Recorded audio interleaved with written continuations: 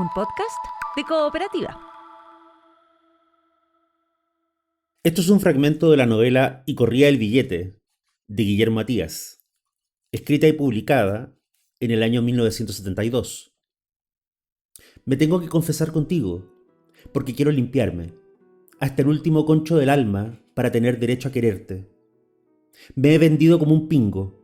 Por unas cuantas lucas estaba dispuesto a tirarme contra mis compañeros de trabajo, y ni siquiera de frentón, sino con dobleces, engañándolos y haciéndoles trampa para que se jodieran ahora que han podido levantar un poco la cabeza. A tu hermana la he engañado y le he jugado sucio, para que los que me pagan pudieran joderla lo que ella quiere hacer por los compañeros de la industria, organizándolos y animándolos para aumentar la producción. Me pagaban para ser traidor. Y tú, Susita, no te habrías metido conmigo si lo hubieras sabido. ¿Cómo te ibas a dejar que te besara un traidor tan sucio, que llegaba a tu propia casa a engañarte a ti y a tu hermana? Me duele más que nada, Susita, lo que le he hecho a ella, una mujer decidida a pelearla para que los compañeros hicieran andar la fábrica mejor que antes, y así demostrarles a todos de lo que son capaces los obreros. Y yo, el carajo, me burlaba de los empeños que le ponía, la creía una fanática, que le daba vueltas a las consignas de la política, una Rogelia beata que se andaba persignando con la hoz y el martillo. Estos días no los habría vivido nunca, Susita, porque fuera de todo lo que he aprendido y que se me ha metido tan rápido en la mollera, te he conocido a ti.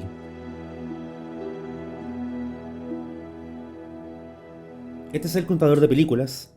Soy Daniel Villalobos y la historia de hoy se llama Raúl Ruiz, perdido y encontrado. Hasta hace poco tiempo, hará unos 20 años, encontrar una película de Raúl Ruiz en cualquier formato en Chile era una proeza. En algún videoclub tal vez uno podía toparse con Shattered Image, su extraño y fallido thriller de 1998. Con un poco de suerte, también se podía hallar una copia en VHS de El tiempo recobrado, esa hermosa adaptación que hiciera del último volumen de la obra de Proust.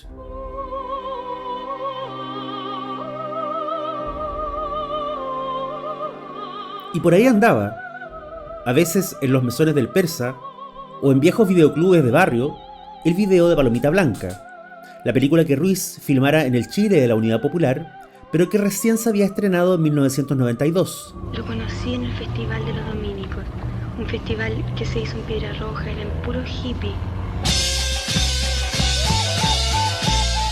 Si vivías en Chile, eso era todo.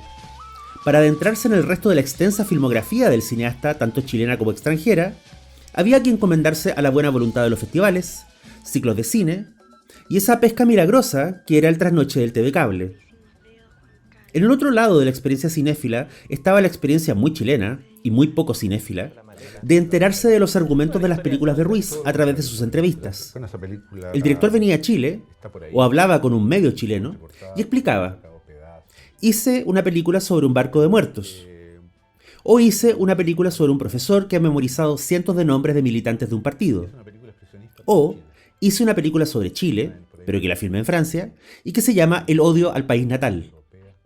Al mismo tiempo, Ruiz era estudiado y valorado afuera, en Europa, en las universidades norteamericanas, incluso en Asia. La revista de cine más importante del mundo, la Cahiers du Cinéma, le dedicó un número especial en 1983. Para los universitarios que veíamos películas en los años 90, la situación era muy singular. Había un director que hacía películas sobre nuestro país, pero que nadie podía ver acá. No es que estuvieran censuradas, simplemente no tenían distribución o eran ignoradas. Con la llegada del siglo XXI, las cosas empezaron a cambiar. Ruiz volvió a filmar en Chile. Con la aparición del DVD, de Internet, de YouTube, empezó a ser más fácil encontrar sus trabajos. Se organizaron ciclos, se editaron títulos de su época francesa, e incluso el artista se dio el tiempo de producir un radioteatro sobre el día de la muerte de Gabriela Mistral. Los cinco sentidos. Una radionovela de Raúl Ruiz en 3 cuadros. Le voy a bailar. Voy a bailar para usted solo. ¿Por qué cierra con llave? Ruiz murió en agosto del 2011. Pero al igual que sucedía con los tripulantes del barco de las 3 coronas del marinero, la muerte era un percance demasiado menor, demasiado vulgar, como para evitar que siguiéramos viendo películas de Ruiz. A lo largo de los años, el director se refirió en más de una ocasión al realismo socialista. Era una película que había filmado entre 1972 y 1973, en plena ebullición de la Unidad Popular. La Revolución Chilena.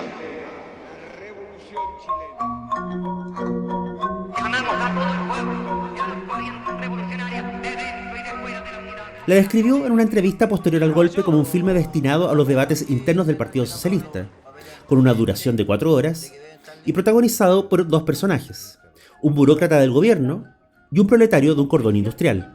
Creo que habremos cumplido con nuestros propósitos básicos. Hacer una organización verdadera. Hubo, en algún punto de la historia, una versión que se vio en Europa.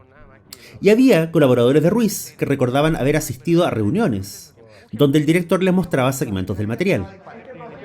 Pero el realismo socialista estaba, como otras películas del Ruiz pre-1973, perdida en la noche de los tiempos.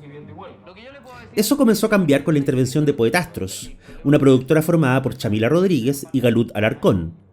Ellos ya habían sido responsables de la resurrección y estreno de la telenovela Errante, la estupenda comedia que Ruiz había filmado en Chile en 1990, pero que recién pudimos ver el año 2017. Y el año 2020, Rodríguez y Alarcón trajeron de vuelta un proyecto que Ruiz había dejado sin terminar en 1967, llamado El tango del viudo y su espejo deformante. La muerte de María fue inesperada, a pesar de ser algo común a todos los seres humanos. La versión final está acreditada como una codirección entre Raúl Ruiz y la cineasta Valeria Sarmiento. El realismo socialista es la tercera película de Ruiz que Poetastros restaura y saca a la luz. Se estrenó el 2023 y desde hace un tiempo se puede ver en el sitio de cine chileno Onda Media. La versión restaurada dura 78 minutos. Ruiz está acreditado en la dirección junto a Valeria Sarmiento.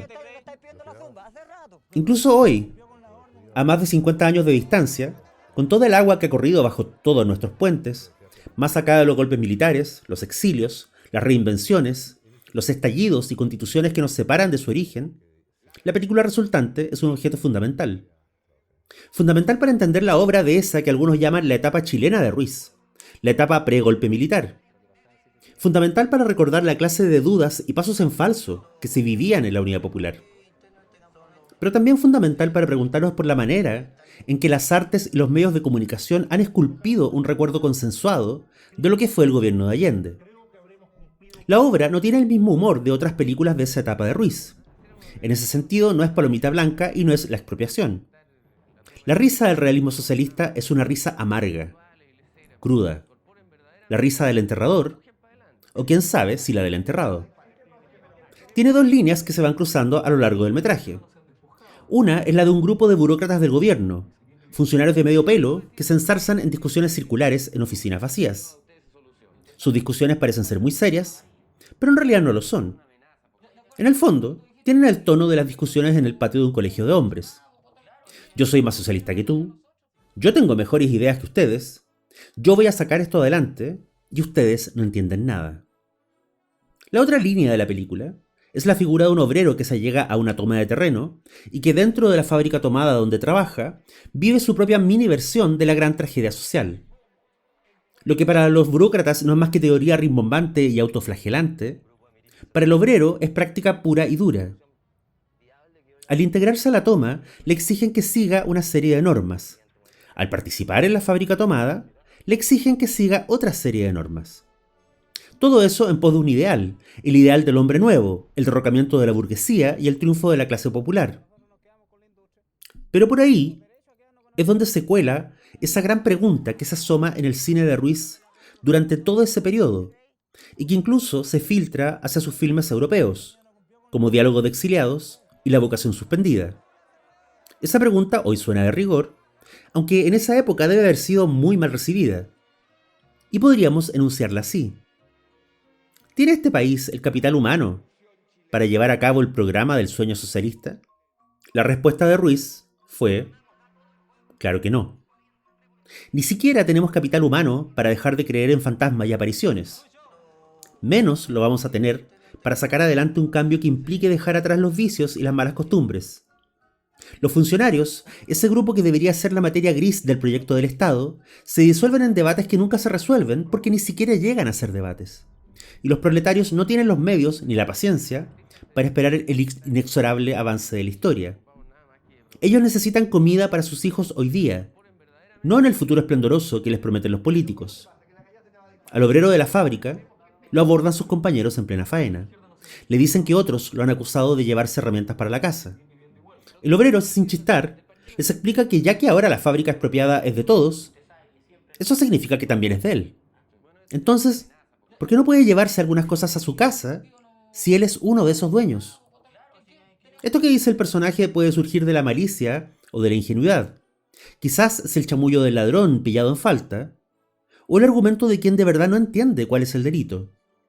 Sea como sea, ese mezquino conflicto atisba algo mayor. ¿Qué entendemos como bien público? Lo que es otra forma de preguntarse. ¿Qué entendemos por Estado? ¿Y todos entendemos lo mismo? Porque si no es así, entonces ¿cómo pretendemos transformar al Estado si ni siquiera coincidimos en su definición? El obrero sufre una especie de juicio popular en la población que lo ha acogido. Algunos se burlan de él, otros lo amenazan con una golpiza. El aire general de esa escena tiene un tono de parodia, de número de circo, pero también hay una violencia muy real implícita en la situación. Como bien dice un trabajador en una reunión de disciplina, aquellos compañeros que sean expulsados del seno de la clase debido a sus faltas, caerán inevitablemente en la órbita de la burguesía. El Raúl Ruiz, militante socialista, quizás creyó con sinceridad en el proyecto de la Unidad Popular. Sin embargo, el Ruiz cineasta, el ojo que está detrás de estas escenas, es el mayor escéptico de todos.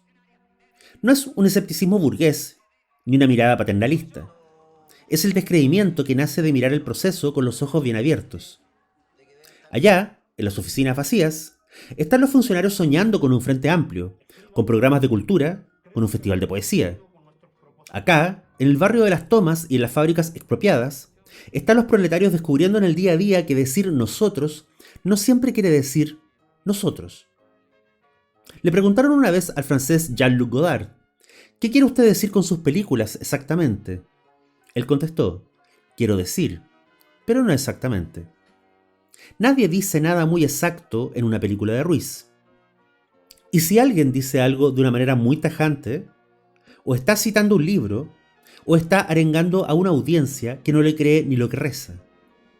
Hay doble discurso y santos tapados en el realismo socialista. Y también, por supuesto, hay traición. Esa traición que al director nunca dejó de interesarle y a la que aludió más de una vez en sus películas siguientes. Dicho sea de paso, vista hoy en día, la película resulta alucinante por un elemento no desdeñable. Aquí está, en todo su esplendor, el Chile de la UP, ese periodo tan debatido, tan misterioso, tan filmado y al mismo tiempo tan invisible. Incluso para aquellos espectadores que tengan en la memoria las imágenes de la trilogía de la Batalla de Chile de Patricio Guzmán, las escenas callejeras del realismo socialista son impresionantes. Algunas porque parecen venir de otro planeta, y las demás porque remiten a un Chile tan cercano, tan actual, que uno se resiste a pensar que esas escenas tengan más de 50 años. Ahí están los hombres jugando a golpearse en los mismos parques donde hoy otros hombres juegan a golpearse en nombre de mitologías de Hollywood. Ahí está la gente que camina o corre por la calle como si la calle fuera suya. Ahí están las manifestaciones de las señoras de la derecha, con las cacerolas y esos carteles que piden seguridad y orden. Esos carteles que hasta el Chile de hoy no han cambiado en nada, ni siquiera en su tipografía. Y ahí está mi escena favorita. Es la escena de la Asamblea Obrera, donde distintas comisiones rinden sus cuentas, y de lo que cada representante dice, queda claro que ellos, en ese momento, eran el bando más racional, eran lo más parecido a un grupo con objetivos y tareas, y de ese mundo, de esa esperanza, y de todo ese trabajo, no quedó nada. El realismo socialista, esta película filmada. Soy Daniel Villalobos, 1973. esto fue El Contador de Películas. Hasta la próxima. Internacionalmente es una película importante para el mundo.